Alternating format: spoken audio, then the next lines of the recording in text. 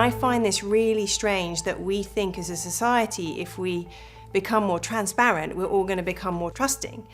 Whereas when you think about the definition that trust is a confident relationship to the unknown, if you need things to be transparent, you're in a really low trust place.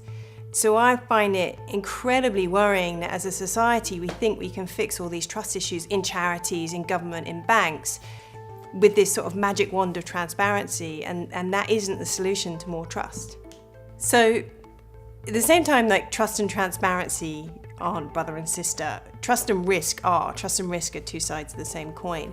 And so if you want people to take risks, I call it like swimming in a sea of uncertainty, not knowing the outcome, being okay with being vulnerable, emotional exposure, you need really high trust environments. So it's no coincidence that you go into high trust teams. So they don't need to know what the other person is working on. The boss doesn't need to know how long it's going to take, what the outcome is.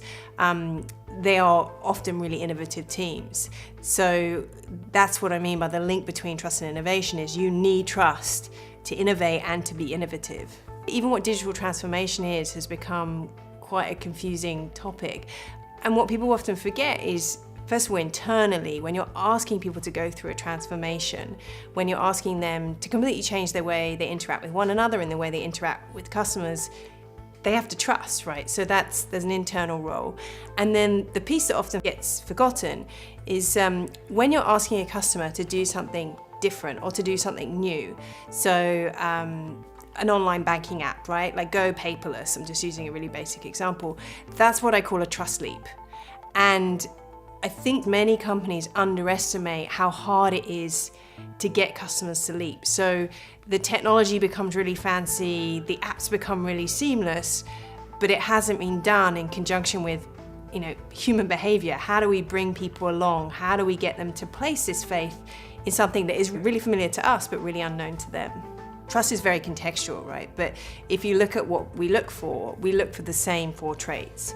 So we say, is this person or this company competent? And that's really, do they have the skills, the knowledge, the information, the experience to do what they say they're going to do? The second is reliability. And reliability is to do with time. So are you responsive? Are you on time? But the thing that's more interesting is consistency of behaviors over time. Then the third trait is benevolence, and it's actually not whether you're a good person, it's how much you care, how much empathy you have. And then the last trait, which I think is absolutely key, and it's really the one that is the hardest to achieve over time, and it's where trust breaks down, is about integrity. And integrity is about intentions and whether your intentions align with mine. But you also feel it with companies when you know that their intentions for the customer are not completely aligned with the shareholder. And this piece of integrity, I think, is really hard for companies to get right. In the past, it was really hard to assess a company's intentions, but now with all the information available, it's really a lot easier to sort of dig and find out where that company is coming from.